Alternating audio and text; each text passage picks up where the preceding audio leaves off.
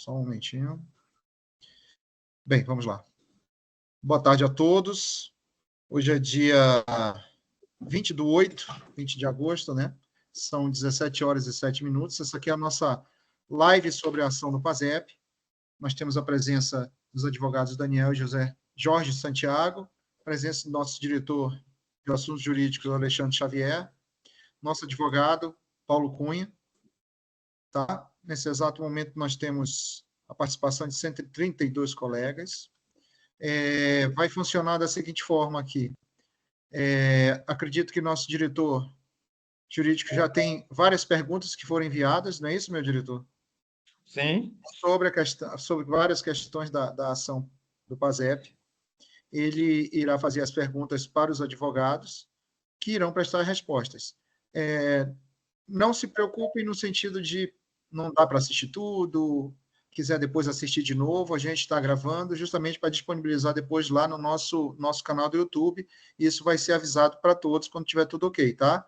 Quando acabar aqui, eu começo a edição, a gente vai editar e disponibilizar para os colegas. Certo, pessoal? Então, meu diretor, sem mais delongas, para a gente não perder mais tempo, acredito que se eu esqueci alguma coisa, eu tenho certeza que você vai falar o que faltou, tá bom? Então, sejam todos bem-vindos aqui à nossa live do PASEP. Boa tarde a todos. Boa tarde, muito obrigado, Moisés, obrigado e boa tarde, doutor Jorge, doutor Daniel, doutor Paulo, tá?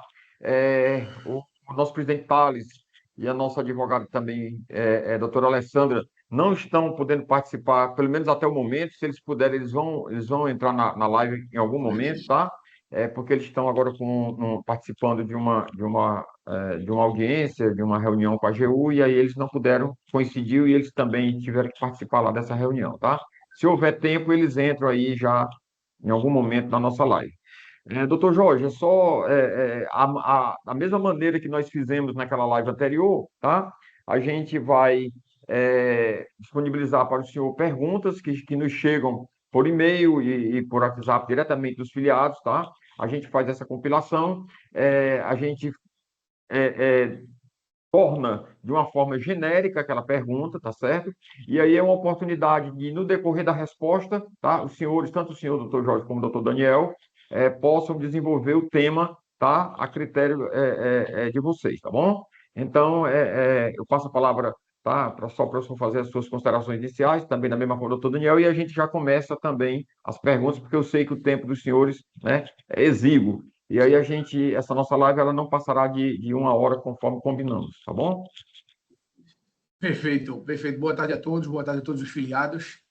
Tá, vou ficar aqui nesse bate-bola, como foi da outra vez, com o doutor Daniel, trabalha conosco aqui à frente desses processos. Tá, eu acho que a outra live foi bem proveitosa, acho que deu para esclarecer muita coisa, deu para informar, acalmar um pouco os ânimos, e a intenção além de informar, passar informações aqui, pelo que a gente viu, são dúvidas quase que gerais, né? E a gente também tranquilizar. Às vezes a pessoa não está conseguindo tentou um contato no escritório, não conseguiu, enfim. A gente está aqui para passar informações atualíssimas sobre a situação do PASEP no Brasil todo. Ok, obrigado. Doutor Daniel, quer falar alguma coisa inicialmente? Isso aí, reitero as palavras do Dr. Jorge, né? Reforçando aí total transparência do nosso escritório com os filiados. Embora a gente saiba que a rotina acaba nos tirando um pouco aí desse contato mais próximo, mas é excelente essa ideia da live para reforçar esse momento com o filiado. Ok. Então vamos lá, doutor Daniel. Primeira pergunta que nos chegou aqui. Como sei se tenho direito à ação do PASEP?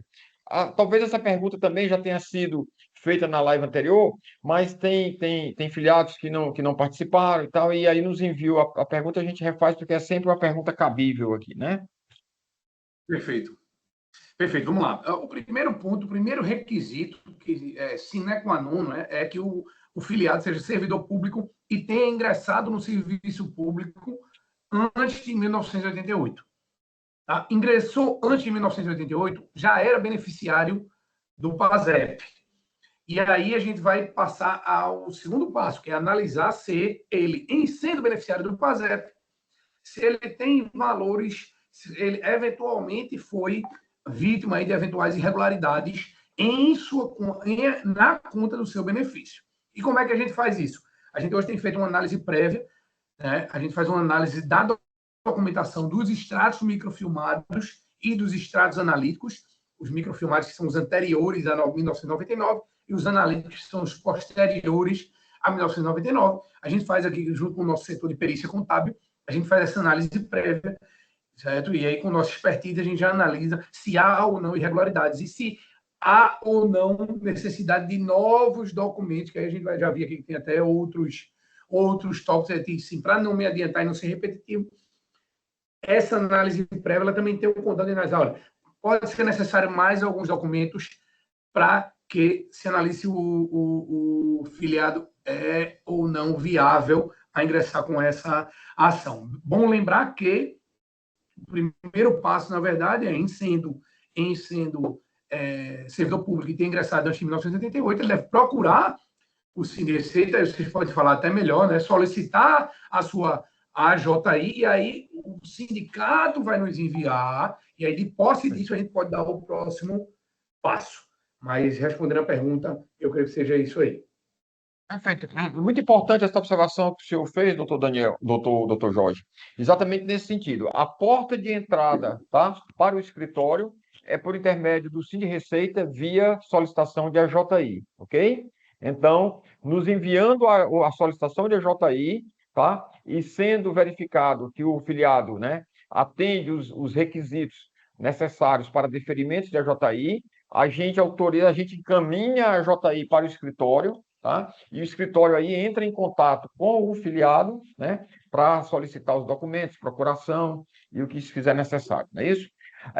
Doutor... Perfeito. Até complementando, me permita aí, doutor Alexandre, complementando, a gente tem encontrado algumas dificuldades quando o sindicato nos envia a AJI e a gente tenta o contato com o filiado, tá? E muitos filiados, com toda razão, porque atualmente as pessoas têm sido alvo aí dessa situação de golpes e tudo mais, o filiado fica receoso e preocupado que o nosso contato seja algum tipo de golpe.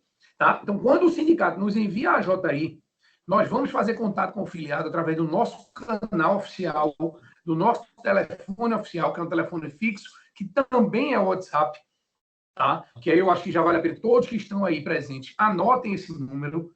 Tá? E o nosso escritório ele só faz contato através desse número, mais nenhum. Tá? É o DDD 81 3231 7291. Salve na agenda esse número, certo? Como escritório Montezuma em Santiago, escritório vinculado ao Cine Receita, porque somente através dele. Se fizermos contato através desse número, é o escritório, não tem para onde correr, não é golpe.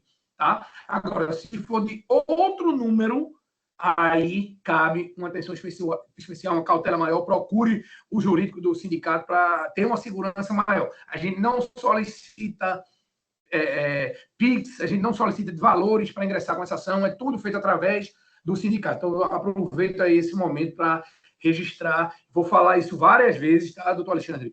Durante a nossa live, para quem entrar, ficar ciente. Então, o nosso número é o DDD 81 3231 7291. É muito importante salvar esse número na agenda.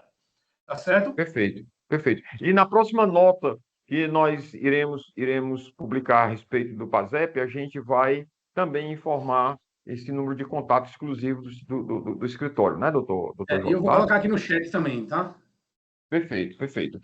Só acrescentando ainda, a questão do servidor público antes de 1988. Em qualquer regime, ele está contemplado, doutor Jorge? Pode ser seletista, pode ser antigamente, porque nessa época aí havia pessoas que eram seletistas e pessoas estatutárias, né? E alguns foram de economia mista, de empresas públicas. Essas pessoas também estarão contempladas com a possibilidade da ação do PASEP? Com a possibilidade, sim. Todos os servidores, sem qualquer restrição, que ingressaram antes de 1988, estão inseridos aí na possibilidade de terem sido alvo, de terem sido vítimas de algum tipo de irregularidade na sua conta PASEP, simplesmente porque são beneficiários do PASEP. Quem ingressou posteriormente a 88 não é beneficiário do PASEP, por isso que não se enquadra aí nessa situação. Certo, obrigado. A segunda pergunta. Tentei solicitar os extratos no Banco do Brasil e até agora não me forneceram. O que fazer? É preciso juntar contra-cheques ou bastam as fichas financeiras, né? São duas perguntas, na verdade, são duas perguntas aí juntadas num Tá. só. Vamos para o número 2 aí, com relação aos extratos, se não conseguiu, a gente sempre recomenda. Exatamente. A gente sempre recomenda que o cliente, que o filiado, que o servidor procure uma outra agência, tente resolver com um contato, eventualmente, o mais próximo que tenha dentro de uma agência do banco. A gente pede que realmente se esgotem todas as vias extrajudiciais, tá? Porque judicialmente é sempre mais complicado de se conseguir. Tá? Mas, respondendo a pergunta, se por acaso realmente não conseguir, esgotando todas as tentativas, tentando em outra agência, tentando com outros funcionários, que às vezes é uma questão até de uma boa vontade de um funcionário. Tá? Então, tentando, esgotou-se todas as tentativas e realmente não se conseguiu. É muito raro de acontecer, eu já adianto. Tá? A gente tem pouquíssimos casos que tem acontecido isso, mas se por acaso acontecer, aí sim, vai ter que se entrar com a ação sem os extratos. E aí vai se pedir judicialmente, vai ser um tópico na petição inicial, pugnando para que o juiz, requerendo que o juiz determine a apresentação, a exibição daquele documento em juízo. Como eu disse, repito, é bem mais complicado, vai demorar mais, vai atrapalhar a ação. Por isso, a nossa recomendação, nosso conselho, na verdade, é que as vias extrajudiciais sejam realmente esgotadas. Tá? E com relação ao ponto 2... Terceira pergunta que é preciso juntar contra-cheques ou bastam as fichas financeiras? Bom, vamos lá. Isso aí eu acho que Daniel deveria até complementar aí quando eu finalizasse, que ele está bem mais a par da situação. O que é que vai acontecer? A gente vai receber os extratos a JI vai receber os extratos microfilmados e os extratos analíticos e vai fazer essa análise. Dependendo dessa análise que o nosso setor de perícia contábil aqui vai fazer, pode ser, dependendo dos códigos, dependendo dos indicativos que constem naquela documentação, pode ser que seja necessário a apresentação de contra-cheques e ou fichas financeiras. Porque alguns extratos possuem nele um indicativo de que alguns valores do PASEP podem ter sido pagos em folha de pagamento, em contra-cheque. Então, por cautela, para eliminação de riscos, para que a gente entre com a ação mais respaldada, o mais seguro possível, a gente já requer que o cliente, o filiado, ele tente conseguir essa documentação, porque vai ser realmente bem mais a ação ela vai ser bem mais robusta se ela já entrar devidamente fundamentada, devidamente respaldada em documentação. Existem casos que não há códigos de contra-cheque. Nesses casos, a gente não vai solicitar ficha financeira, a gente não vai solicitar contra-cheque. Tá? Então, vai variar de caso a caso e vai variar aí dessa análise prévia. Não sei se me passou alguma coisa, Daniel. Então, aí você complementa com relação a esse ponto aí. Perfeito, é isso aí, Jorge. A solicitação dos contra-cheques, ela depende muito dessa primeira análise do nosso perito, do nosso contador, né? E a intenção é justamente adequar a ação o máximo possível ao que vem sendo solicitado pelo judiciário, antecipando, inclusive, aí, as próprias questões que o juiz levanta, né? E também propiciando já elementos suficientes para que, caso haja uma eventual perícia no processo, também a gente já dê maior celeridade ao caso. Lembrando que a gente entrando com a ação mais certinha possível, com o máximo de elementos possíveis, a gente tira o poder de defesa do banco, né? A gente vai eliminando as matérias de defesa, isso também adianta, nos fortalece, traz robustez aí à nossa ação.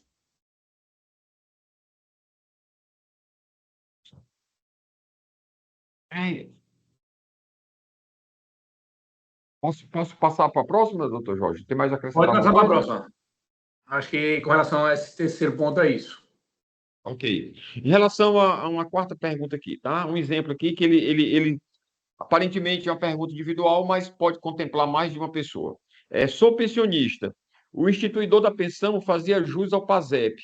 Posso entrar com a ação? É a questão de o pensionista poder entrar, né, com a ação lá onde o titular Tá. né, Vamos lá, vou falar de modo geral, tá? O pensionista, em regra, de modo geral, ele tem direito, sim, a ingressar em nome do falecido, tá? Cumprindo aí determinados requisitos, determinada exigência de documentação específica para o caso. Um outro ponto é se era filiado, se não era, que aí é uma questão interna do próprio sindicato, não é? E aí é uma questão que o sindicato é que vai avaliar, vai analisar se aprova ou não aprova a condição ali de beneficiário. Mas com relação à questão jurídica em si, a resposta é que sim. O pensionista, cumprindo determinadas situações, a apresentação de determinados documentos, ele tem direito, sim, a ingressar em nome do falecido.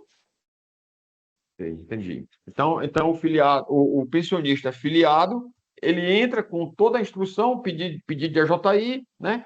Solicita toda a instrução e o escritório vai exatamente avaliar, né? Se o instituidor, no caso, a questão não é nem o pensionista em si, é se o instituidor faz jus lá à ação, não é isso? Em fazendo, o Exatamente. pensionista, né?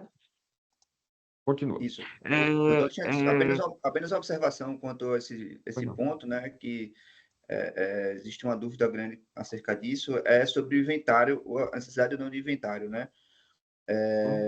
A gente orienta, né, sempre que, se possível, seja aberto o inventário, existe um inventariante, na inexistência do inventário, que o filiado, se possível, se dirija ao um cartório para fazer o inventário extrajudicial, que isso facilita também a ingressar com a ação. Do contrário, né, na eventualidade aí da existência de vários herdeiros, vai ser necessário que cada um dos herdeiros assine a procuração para ingressar com a ação, tá? E aí entra numa complexidade, porque acontece de, às vezes, somente o pensionista é filiado, os demais herdeiros não são. Então, a gente tem que sempre, né, um caso particular desse, a gente tem que analisar como é que ficaria a solicitação de AJI e né, com essa Exatamente. parceria com o escritório, né? Que Exatamente. seria o caso, às vezes, de habilitação de herdeiros, né? Ok, vamos aqui então para. Eu queria, doutor Jorge, que o senhor mais uma vez esclarecesse a questão da gratuidade da justiça, da solicitação, Perfeito. porque alguns filiados, às vezes, né, ficam receosos de dar aquela declaração, achando que estão dando uma declaração falsa para Vamos a lá. justiça. Então, eu gostaria que o senhor esclarecesse Ponto, novamente essa questão. ponto importantíssimo, tá? E alvo de dúvida frequente aí por parte dos clientes em geral. Tá? Muita gente acha que na hora que assina lá aquela declaração de hipossuficiência, tá? Estaria ali eventualmente cometendo um crime, se por acaso for dito que não for aprovado. Veja, é uma declaração extremamente genérica, tá? E que no conteúdo dela, se qualquer pessoa ler, vai ver que não tem uma questão bem subjetiva, que é sobre a questão de ter condições de arcar ou não com as custas daquele processo. A nossa declaração, ela não afirma que a pessoa é ou deixa de ser rica, pobre ou qualquer outra condição financeira. Não entra nesse mérito, não entra na questão da condição financeira de modo geral. Entra na questão com relação às custas do processo. Então, é uma questão extremamente subjetiva, certo? Não há, a gente hoje tem mais de 5 mil processos e nunca houve, se eu posso realmente generalizar, nunca houve nenhum tipo de problema com relação a um cliente que eventualmente tenha assinado ou não. O máximo que acontece é se negar, se deferir, ou se exigir um determinado documento a mais ou a menos, mas sem qualquer tipo de repercussão maior, mais grave. Tá? É uma situação que depende exclusivamente da análise do juiz. E ele pode dizer que sim, que concede o benefício, ou que não concede. Tá? Agora, qual é a importância disso aí e por que a gente pede tanto que as pessoas se empenhem em tentar se enquadrarem nessa condição de beneficiário da justiça gratuita? Tá? Primeiro ponto, muitas vezes os processos eles envolvem valores, números significativos. A gente tem processos aqui de próprio filiados do Sindicente que giram aí em torno de 300, 400 mil reais. Tá? Dependendo do estado da federação, essas custas elas podem ser elevadíssimas. Tá? A Paraíba, para se ter uma noção, na Paraíba, vou dar o exemplo da Paraíba, gira em torno de 10% sobre o valor da causa. Então, imagine uma causa de 400 mil reais, as custas vão ser 40 mil reais. Não é verdade? E aí, qual é a gravidade, qual é o crime que alguém que assina uma declaração dizendo que não tem condição de pagar aquelas custas está cometendo? Absolutamente nenhum. Né? Quem é que paga hoje, com um salário de servidor público aposentado, quem é que pagaria 40 mil reais de maneira confortável? Não é verdade? Então, é muito importante, além de tudo, além disso, além de não haver qualquer tipo de ofensa à lei, qualquer tipo de crime, enfim, é muito importante porque elimina completamente os riscos na hora que o benefício da justiça gratuita ele é deferido. Tá? Então, não vai recolher custos iniciais. Se por acaso houver uma perícia judicial, não vai ser necessário pagar os honorários do perito judicial. Se houver uma necessidade de um eventual recurso no decorrer da ação, não vai ser necessário recolher as custas recursais. Então, por mais que o sindicato se disponha aí, em algumas situações, a arcar com esse valor, com essas custas, na hora que for deferida, o próprio servidor, o próprio filiado está colaborando, né, de modo geral, até com o próprio sindicato, com o próprio orçamento do sindicato, e como eu avisei antes, como eu informei antes, não há qualquer risco, não há qualquer ônus em se assinar esse tipo de declaração. Então, uma coisa que a gente pede realmente que as pessoas se conscientizem e se empenhem efetivamente em ter esse benefício da justiça gratuita concedido. Repito, não há qualquer risco, não há qualquer tipo de repercussão que possa aí suportar o servidor. Eu acho que até o doutor Thales ingressou aí e está pedindo a palavra. Exatamente, isso que eu ia registrar aí a chegada do nosso presidente, né, Thales Freitas, e aí eu passo a palavra para ele. Tá ok. Obrigado, Xavier. Passei aqui mais para cumprimentar aí nossos advogados aí do PASEP, doutor Jorge, doutor Daniel, né? Cumprimentar também o nosso diretor jurídico, que infelizmente essa semana não pôde vir a Brasília, mas está lá à distância também participando dos trabalhos. Já passamos uma reunião nesse instante, né, ali com a própria Receita Federal, e a gente está tocando. E eu fiz questão de pedir essa palavra, né, não só para fazer essa saudação aí a todos os participantes também. Estou vendo aqui com o número de 183 pessoas, um número expressivo, porque muito me interessa essa questão da justiça gratuita, viu, doutor Jorge? Inclusive, orientação, né, não é novidade, o sindicato tem atravessado aí um período, né, está atravessando, na verdade, um período de bastante restrição orçamentária. Nós, inclusive, soltamos um edital de convocação de uma Assembleia Geral Nacional Unificada, exatamente para uma chamada de cota extra, para, né, poder fazer face às demandas, né, de interesse da categoria. E é condição, quero deixar muito claro, registrado aqui, para que isso fique gravado para o próprio escritório, né, para o escritório, para o departamento jurídico, aí, hoje gerenciado aí pelo nosso diretor Alexandre Xavier, que é condição sine qua non para o sindicato arcar com qualquer despesa do processo PASEP que seja solicitado a justiça gratuita. E pelo que o doutor Jorge comentou, para que seja solicitada a justiça gratuita, o benefício da justiça gratuita, é condição sine qua non que seja assinado o termo de hipossuficiência. Não é isso, doutor Jorge? Exatamente. É impossível solicitar a justiça gratuita sem a assinatura do termo de hipossuficiência. É impossível. Então, impossível. O doutor Jorge fez um exemplo aqui de uma ação que custaria uma custa de 40 mil reais, mas eu vou citar uma custa de 3.500 e 4.000. Né, para o orçamento dos nossos filiados, né, pelo salário que a gente recebe hoje, para a grande maioria deles, uma custa de 3 ou 4 mil reais vai afetar, assim, na sua sobrevivência familiar do mês. Vai afetar.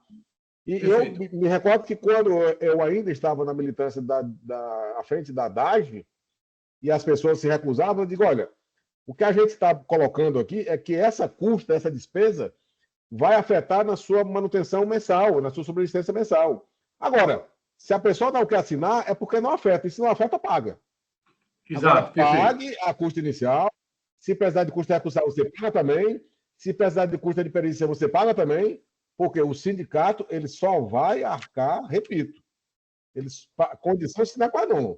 Se vier algum pedido de assinatura de cheque aqui para essa presidência, de uma custa do PASEP, se o jurídico não enviar a comprovação de que foi solicitada a justiça gratuita e ela foi negada, a gente vai se recusar.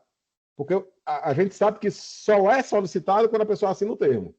Né? Então, se for solicitado, a gente paga. É porque a pessoa assinou o termo. Se não foi solicitado, é porque a pessoa não assinou e a gente não vai pagar. Deixar muito claro isso. E eu acrescento, viu, doutor Tales, que nosso escritório, ele advoga para diversos órgãos de classe, sindicatos, associações e tal. E esse benefício de pagar as custas, o Sindreceita é o único que faz. Tá? O único. É realmente um diferencial, um grande benefício aí por parte do sindicato. Eu não estou aqui fazendo procuração para defender ninguém, não, mas é uma realidade, é uma verdade. E eu acho realmente que as pessoas precisam ter essa consciência e se empenhar ao máximo em tentar conseguir aí esse benefício. Mas eu acho que a gente pode ir para o próximo tópico se acharem que está esgotado esse tema. Sim. Por mim é ok. A não ser que o Thales queira acrescentar mais alguma coisa. Não, por mim Podemos... tá ok. Não, né? Tá ok, então vamos lá.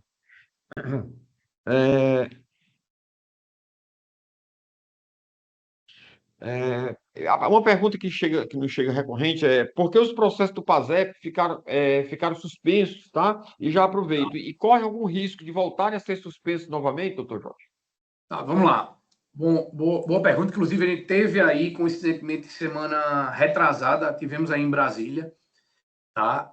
Vamos por parte dessa pergunta. Por que ficaram suspensos? Eu vou subentender que é naquela primeira vez, lá em 2021. Exato. Não é? E que saiu agora e que deixaram de estar suspensos agora em setembro de 2023. Tá? Eles ficaram suspensos tendo em vista uma solicitação de um dos tribunais, um IRDR suscitado em um dos tribunais. Existiam vários IRDR, né, que é um incidente de resolução de demandas repetitivas. Existia no Tocantins, existia em Brasília, existia em Pernambuco também. E aí o primeiro a subir foi um dos mais complexos, que era Paraíba também tinha, foi de Tocantins. E eles queriam, na verdade, a intenção era, devido à grande quantidade de processos no Brasil inteiro, a intenção era uniformizar, era padronizar algumas questões que frequentemente o banco vinha se opondo. A exemplo da legitimidade do banco, o banco alegava que ele não era parte legítima para figurar nessas ações, e a questão da prescrição. Tá? Naquele momento, lá em 2021, foi uma situação que nos preocupou bastante, porque, sobretudo, o ponto da prescrição era um ponto, dependendo do entendimento, dependendo da interpretação que fosse dada, era um ponto que poderia praticamente exterminar o direito da grande maioria dos beneficiários, dos envolvidos, dos interessados. Tá? Então, a gente se preocupou bastante, fizemos um trabalho bastante específico em Brasília, no STJ. Nosso escritório atuou diretamente, inclusive, como amicus curiae, através do próprio Sindreceita. Tá? Estávamos lá presentes, inclusive, no dia do julgamento em setembro de 2013, e o julgamento, naquela ocasião, foi extremamente positivo. Tá? Naquela ocasião, foi determinado que o Banco do Brasil é parte legítima para figurar em ações em que se questione eventuais falhas na prestação de serviço. Então, muita atenção a esse ponto, porque tem muita gente por aí, inclusive muitos advogados, que espalham a informação de que o STJ disse que o servidor tem dinheiro a receber. Não é verdade. O STJ disse que o Banco do Brasil é parte legítima, vou repetir, para figurar em ações que questionem eventuais falhas na administração da conta PASEP. Então, veja, essa falha ela vai ser apurada. Ele não afirmou se tem ou se não tem. Tá? O outro ponto, que foi o mais comemorado, porque foi uma tese, inclusive, nossa, foi a questão da prescrição, que foi atestada a prescrição actio nata, que é exatamente a prescrição que começa a contar a partir da ciência do dano. aspas para a decisão do STJ, ciência inequívoca do dano que se dá mediante o acesso aos extratos. E essa prescrição foi determinada ali pelo STJ naquela ocasião, que é de 10 anos. Então, vejo que foi uma prescrição bastante positiva para os interessados, para os beneficiários, porque ela é de 10 anos e começa a contar apenas a ciência inequívoca do dano, que é o acesso aos extratos. Tá? Então, a gente comemorou bastante, os processos foram retirados de suspensão, voltaram a ocorrer normalmente, e aí eu já passo para a pergunta seguinte, que é se... O risco de voltar a ser suspenso. Porque, na verdade, eu já respondi aí o 6 e o 7, né? O que ficou decidido pelo STJ, eu já respondi. Não é isso? E exato. Se eles ainda corre risco de voltar voltar a ser suspenso. Perfeito. Pronto, perfeitamente. Aí eu já entro nessa seara. A gente teve em Brasília justamente por conta disso. Os processos do PASEP, eles estão suspensos novamente em Pernambuco. Houve uma decisão do Tribunal de Justiça de Pernambuco, certo? Em um recurso especial que já está no STJ, pedindo a afetação novamente, pedindo de novo a instalação de um IRDR. Dessa feita, sobre outro tema, tá? Ao contrário daquela primeira situação, lá em 2021, dessa vez a gente achou bastante positiva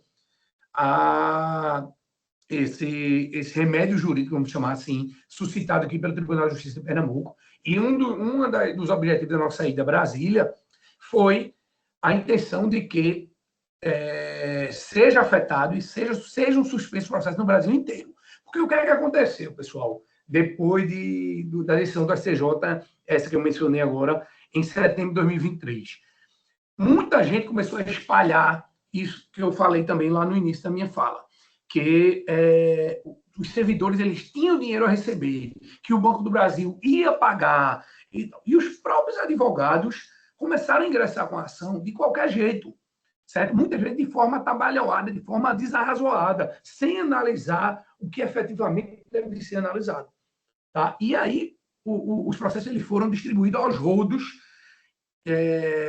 chegou para os juízes e para os tribunais do Brasil inteiro uma enxurrada de demandas.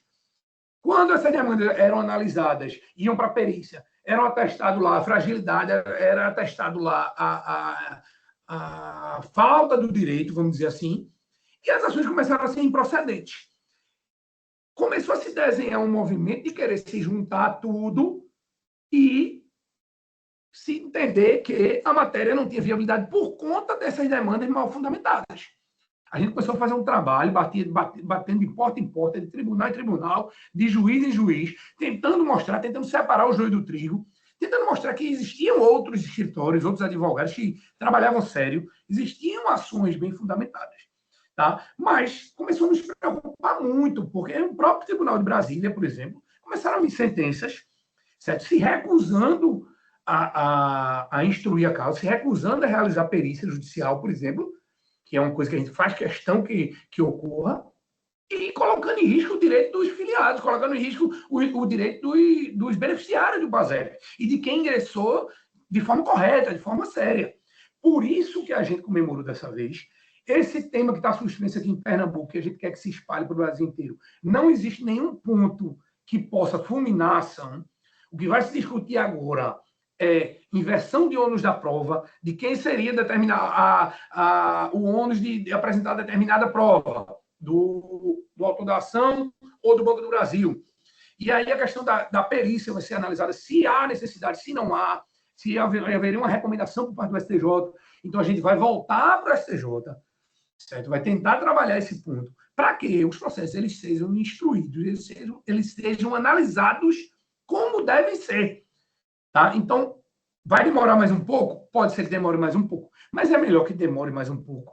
E os processos eles sejam devidamente analisados com o cuidado que merecem, do que correr esse risco de você ter um bom direito, você ter um bom valor ali receber e ser julgado improcedente porque o tribunal simplesmente não quer ou entende que aquela matéria não deve ser analisada como se deveria ser, porque existem vários outros que estão ingressando de forma irresponsável, vamos dizer assim.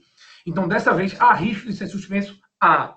E a gente está querendo que seja, para que seja uniformizado, para que seja determinado pelo STJ, esse procedimento, que é importantíssimo para quem tem efetivamente o direito, para quem tem efetivamente uma assessoria jurídica responsável e para quem está ingressando com a devida cautela. Vejam que lá no início da minha fala eu disse, a gente faz uma análise prévia, a gente analisa os extratos, pode ser que seja necessário solicitar contra-cheques de 80 e pouco, de 90 e pouco, para quê? Para fazer a confrontação.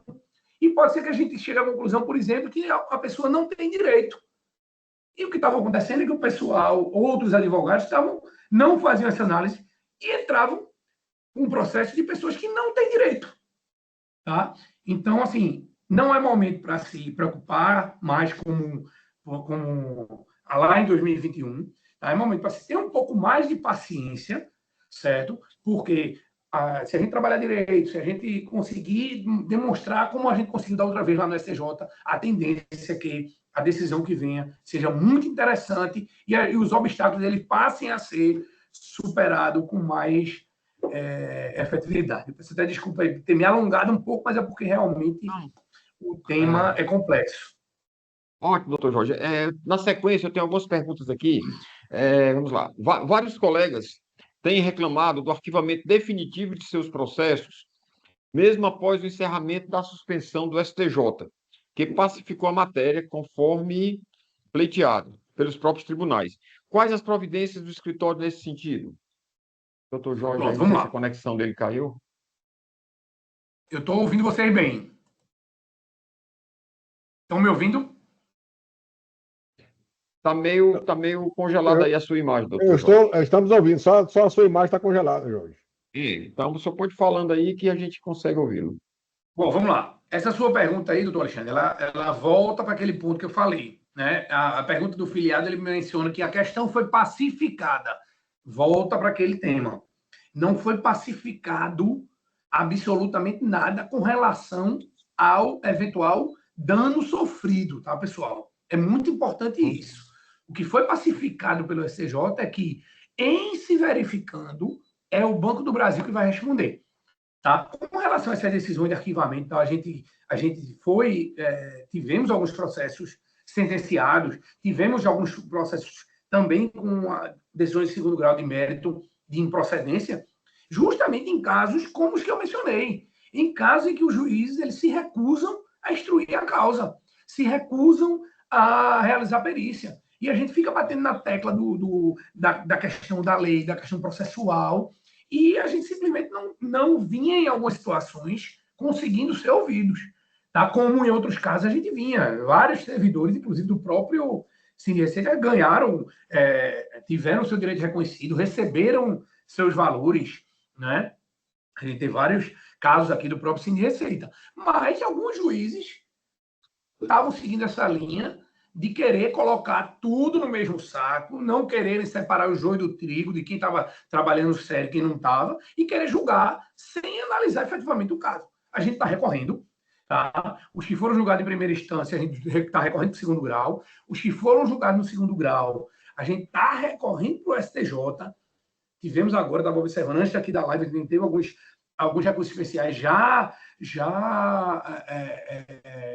admitidos, tá? Alegando cerceamento de defesa, alegando afronta aí a direitos constitucionais, tá? Mas o advogado ele tem atuação limitada ao que os julgadores entendem.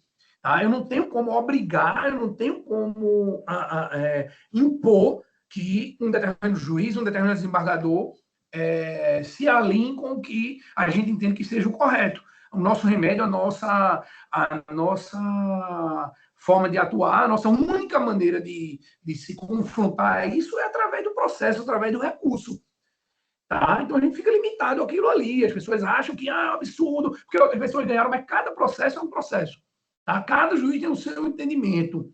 Né? A gente até brinca, dizendo cabeça de juiz, né? Tem aquela brincadeira que ninguém sabe o que é que vem de dentro e tal, enfim, mas é meio isso mesmo. Tá? Então, com relação a isso, é bom que fique claro, não foi pacificado que todos têm direito a receber, que todos vão ganhar. Vou ser bem insistente nesse ponto. O processo ele vai andar como um processo qualquer. Ele vai tramitar como um processo qualquer. Ele vai ser instruído. A gente quer que ele seja instruído, a gente quer que seja realizada a perícia, tá? Então, não há uma uniformidade de procedimento. Por isso que a gente está achando que é tão bom e tão positivo esse novo remédio jurídico que está lá no STJ, que tende, a gente espera que abranja o Brasil inteiro, que é justamente para tentar aparar essas arestas mesmo, aparar essa questão de deixar tão aberto na mão da interpretação do julgador. A gente quer que tenha um mínimo procedimento ali necessário. E na hora que tiver uma perícia bem feita, o advogado irresponsável que entrou de qualquer jeito, que não confrontou documentos, não vai perder, vai levar uma improcedência. E a gente que está trabalhando sério, modéstia à parte, a gente que trabalha sério, a gente que trabalha de forma responsável, a gente tem muita segurança que se o processo for instruído, se o processo for periciado, a gente vai obter êxito. Então, daí a nossa luta, daí a nossa briga para esse ponto, para essa questão, tá? Só, Excelente, só tá? complementando, só Pois complementando não, o que o Dr. Jorge falou, doutor pois não. Alexandre, especificamente sobre essa questão do arquivamento definitivo, acho que é bom a gente tentar organizar uma listinha aí desses filiados que noticiaram disso, porque às vezes é uma questão de nomenclatura do sistema, tá? Muitas vezes o processo ele teve uma declaração de incompetência de um juízo que remeteu para outro, e aí, até mesmo, somente nos casos de Brasília, por uma questão estratégica, a gente tem tentado essa remessa para o domicílio do filiado, do domicílio do autor. Pode ser que no primeiro momento apareça lá o arquivado, mas, na verdade, ele foi remetido para um outro tribunal. Então, somente para a gente poder alinhar isso, deixar isso mais transparente, caso a gente consiga organizar essa lista, a gente passa essa informação para os filiados também. Obrigado, doutor Daniel. Doutor Jorge, doutor Daniel, eu tenho uma pergunta aqui, ela está meio confusa, tá? Mas eu vou tentar fazer uma síntese dela. Em resumo, o filiado pergunta em relação ao pagamento das custas do processo. E aí ele conclui: o acerto não foi que o sindicato pagaria todas as custas e os valores seriam cobrados ao final. Gostaria que vocês fizessem algum esclarecimento sobre isso, como é que se dá essa questão do pagamento das custas dos processos, doutor Jorge, tá? E qualquer coisa, eu complemento, eu acho que o Thales ainda está, ele está sem o vídeo, mas eu acho que ele está logado ainda, e qualquer coisa, o próprio Thales também faria o complemento, por favor. Pronto, a questão é essa. Em regra, a regra, como o doutor Thales já frisou, como eu também mencionei, a regra é que o sindicato arque com as custas. No entanto, como a gente mencionou antes, há um requisito, que o filiado não se oponha ao requerimento de gratuidade de justiça, não se oponha a assinar a declaração de gratuidade de justiça ou a apresentar um determinado documento eventualmente requerido pelo juiz. Tá? O que se pede, a orientação que o sindicato passa é que as tentativas sejam feitas. Em sendo indeferido, tá? Como eu já mencionei antes, vou repisar aqui agora, não há riscos, ninguém vai ser processado por isso, nunca aconteceu, a gente tem mais de 5 mil processos no Brasil inteiro, nunca aconteceu ninguém ser punido porque assinou uma declaração dessa de suficiência. Tá? A questão é que vai ficar a cargo do sindicato deferir ou não deferir, se houver essa eventual recusa, se houver uma criação de obstáculos pelo filiado. Mas aí é uma questão do sindicato, certo? As custas, em regra, elas são pagas pela parte, tá? Eu, inclusive, mencionei que os outros órgãos de classe com quem a gente trabalha para várias associações de servidores, vários outros sindicatos, todos, quem paga as custas é o próprio autor da ação, né? A própria parte, tá? Mas o sindicato, nesse caso, ele possui esse benefício muito interessante, muito louvável, mas tem que se cumprir esse requisito e o escritório tem que seguir a regra do que é avançado aí com o sindicato. Exatamente, o doutor Jorge, né? Reitero aqui exatamente essa é a orientação, tá? Que o sindicato passou para o escritório e é exatamente como a gente tem né, tratado essa questão do pagamento das custas. Tem mais uma pergunta aqui. Há casos em que o escritório está reiterando pedidos para envio de documentação, e segundo o filiado aqui, né, está informando, quando estes já foram comprovadamente enviados pelos postulantes. Tá?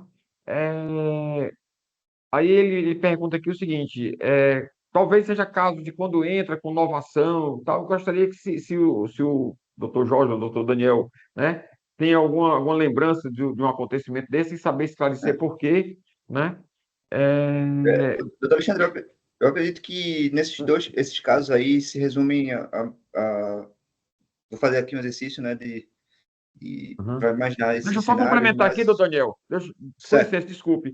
Me parece que a preocupação dele é de estar enviando documentação, tá? Para algum escritório que esteja se passando pelo escritório de vocês, tá? Em tentativas de fraudes ou de golpes, ok? Talvez ele esteja Tá. também mencionando nesse sentido, tá? Bom, então vou reiterar o que eu falei lá no início da live. Pessoal, a gente só faz contato, tá? Vou ser bem incisivo nisso. A gente só faz contato com os nossos clientes através de um único número, tá? Que eu peço a todos que anotem, salvem suas agendas, que a gente faz ou por WhatsApp ou às vezes a gente liga, certo? É o DDD 81, o número é 3231 7272, não é? 91, certo? Esse é a única via oficial de contato do nosso escritório Montezuma Santiago com os clientes. Qualquer outro número, certo? O risco de golpe existe. Esse número, não. Tá? Com relação a esse eventual requerimento de contra-cheque, eventual requerimento de ficha financeira, se a gente faz, é porque está sendo necessário ou porque a gente fez aquela análise prévia e havia algum indicativo lá de que algum valor repassado para contra-cheque, a gente precisa, por segurança, para não ser irresponsável como alguns profissionais, infelizmente, estão sendo, a gente precisa fazer essa confrontação. Ou porque o juiz solicitou. E aí eu estou aqui com a pergunta aberta, ele fala até em inversão do nome da prova. Veja, essa questão de inversão do nome da prova, quem decide é o juiz da causa, tá? Se vai inverter ou se não vai. Um dos pontos desse recurso especial que subiu agora para o STJ de Pernambuco, que já suspendeu os processos em Pernambuco, que ele quer definir, é essa questão da inversão do nome da prova, que aí sim seria muito interessante que o STJ realmente definisse. Mas, por hora, não há definição. É uma decisão, é uma discricionariedade, é uma decisão de cada juiz. Então, eu não posso querer justificar. Muitas vezes a pessoa, o leigo, ele acha que teve um processo que foi investido no ônus da prova. O de fulano foi investido no ônus da prova. Foi o banco que teve que apresentar. Então, o meu também é assim. Cada processo é um processo, pessoal. Cada processo tem um juiz. A gente tem centenas de juízes e dezenas de tribunais no Brasil todo. Então, a gente não pode generalizar. Então, a gente tem que se adequar à exigência de cada caso. Não veja como é complicado para a gente. Tem um caso que o juiz pede um documento a mais, no outro não pede. E a gente tem que ficar indo e, em cada caso, em cada processo, são processos individuais, a gente tem que ir cumprindo com essa exigência. Pode ter certeza que, se a gente requer determinado documento, ou é uma cautela máxima para dar mais segurança ao seu processo, ou é uma exigência judicial. Por a gente, pelo escritório, a gente não iria requerer documento se não fosse realmente extremamente necessário. Doutor Jorge, exatamente. Na verdade, essas perguntas é até uma oportunidade de o escritório, né, esclarecer para o filiado, porque às vezes os filiados ficam em contato com algum colega, tá, que se mostra mais participativo, mais envolvido em questões judiciais, e às vezes o colega, né, por mais bem intencionado que seja, tá, ele não dispõe da informação técnica, tá, e da prática, né, da prática judicial, como é que funciona dentro né, dos gabinetes do juiz, essa questão, tal, esse poder de convencimento do juiz, tá? E aí ele acaba influenciando o filiado e o filiado fica sempre, acaba ficando também induzido ao erro, tá? Pelo colega, às vezes, por mais bem intencionado que o colega seja, em tentar ajudar e tentar esclarecer, tá? Então, essa oportunidade também de o escritório, tá? Tirar todas essas dúvidas, tá? Para os nossos filiados. Nesse ponto ainda, doutor Alexandre, só me permita mais uma observaçãozinha, que é, assim, lembrar que o processo, os processos do PASEP passaram um tempo suspenso, né? E alguns, ainda dentro desse tema, alguns juízes entendem pela necessidade da atualização do documento. Então, se existe uma dúvida, já assinei procuração, já enviei, e a gente está pedindo novamente, é porque, como o doutor Jorge falou, está sendo pedido pelo juiz essa atualização. Então, para tentar passar essa segurança aí para os filiados. Perfeito, perfeito. Aí ele, no complemento aqui da pergunta, ele diz, olha, a casa em que as microfichas são ilegíveis, aí ele questiona se não seria o caso de um perito solicitar ao Banco do Brasil, né? Mas essas são as dificuldades, né, Perfeito.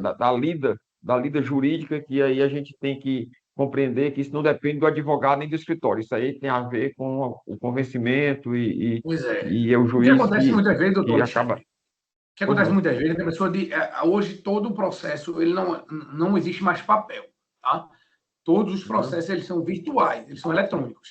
O que acontece muitas vezes é que a pessoa digitaliza, quer tirar uma foto do celular e mandar para a gente. E muitas vezes há uma dificuldade em se analisar da nossa parte, e se não for da nossa parte, do juiz. É até pior. Porque vai ter um despacho no processo determinando a juntada, dizendo que não consegue analisar aquilo ali e tal.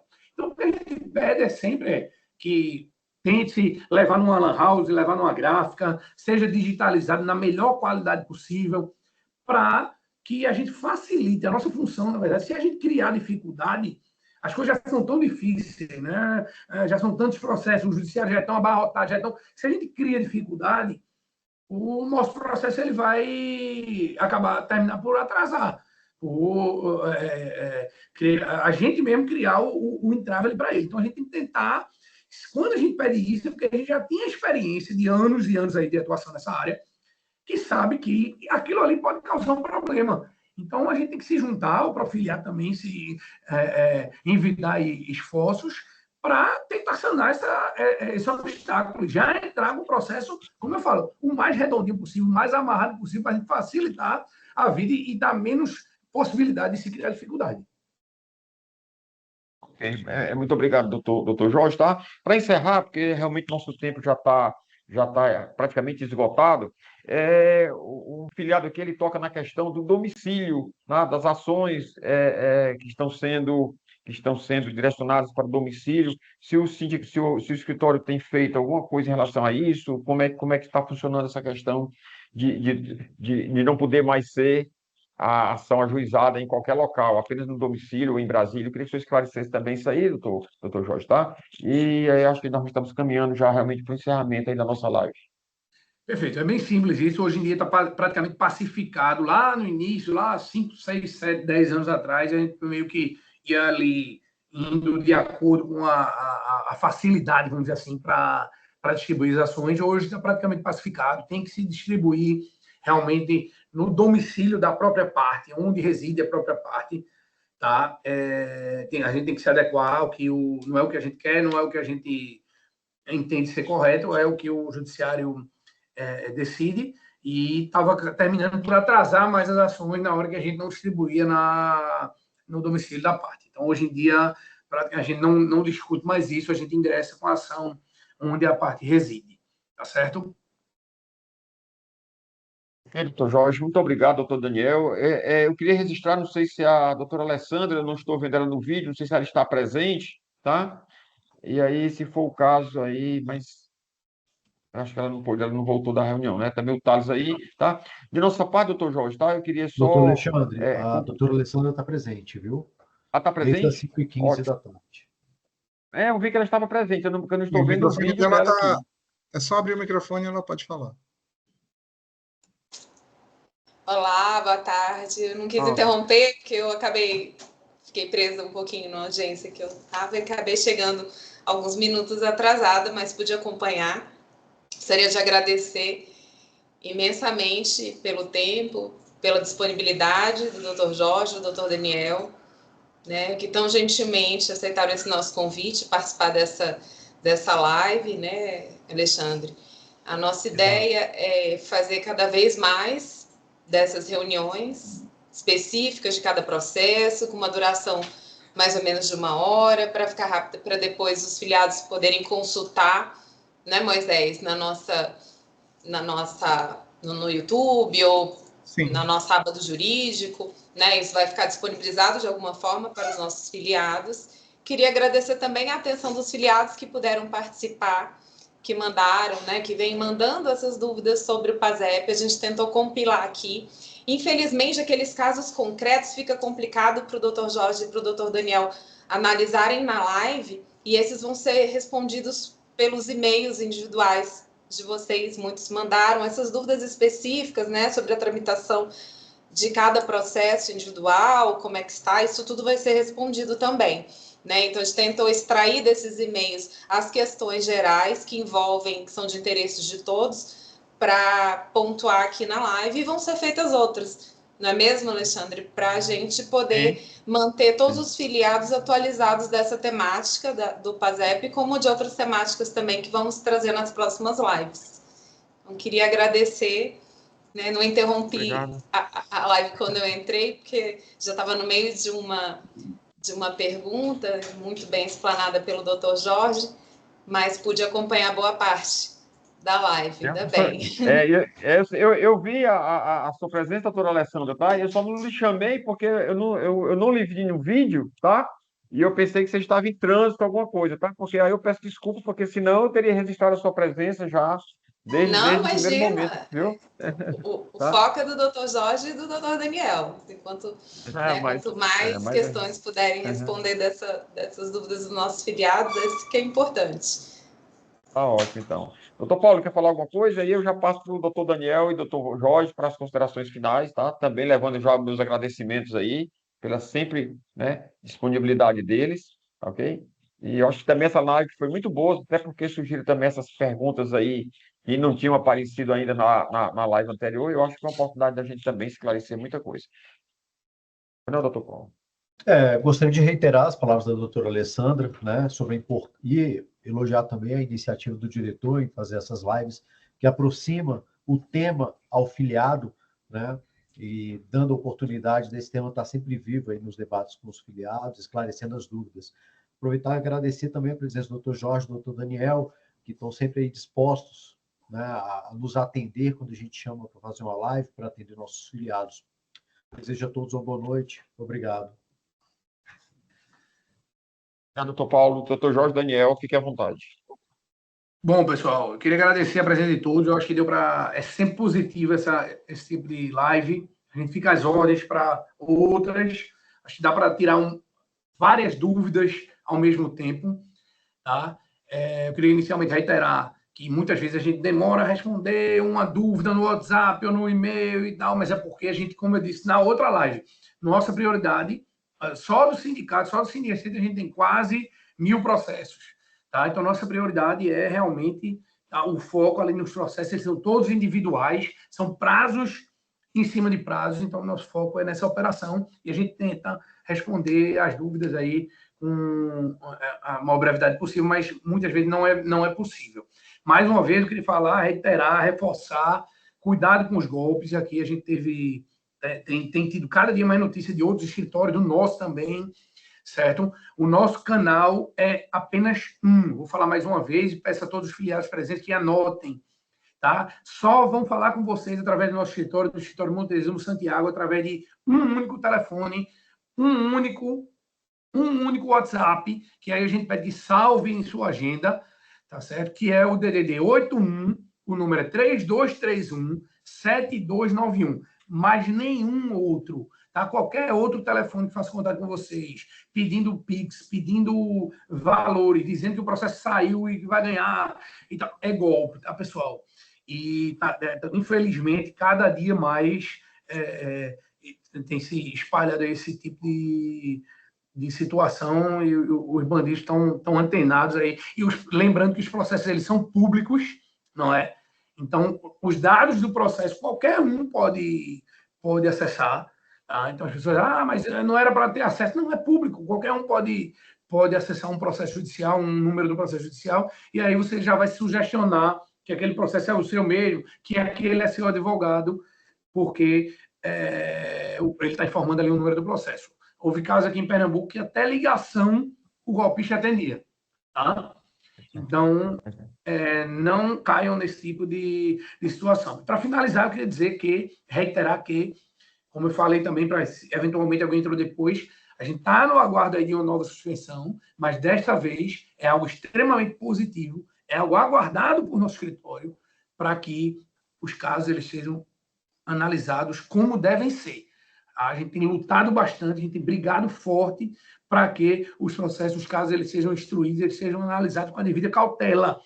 Tá? A gente não está fazendo tudo para não aceitar que os processos eles sejam colocados numa vala comum, sejam generalizados, porque muitos advogados estão ingressando ali de qualquer forma, e aí sejam prejudicadas as pessoas e os advogados que trabalham sério e que têm processos bem fundamentados. Tá? Então, eu desejo aí uma boa noite e reitero aí que estamos às ordens sempre que precisarem.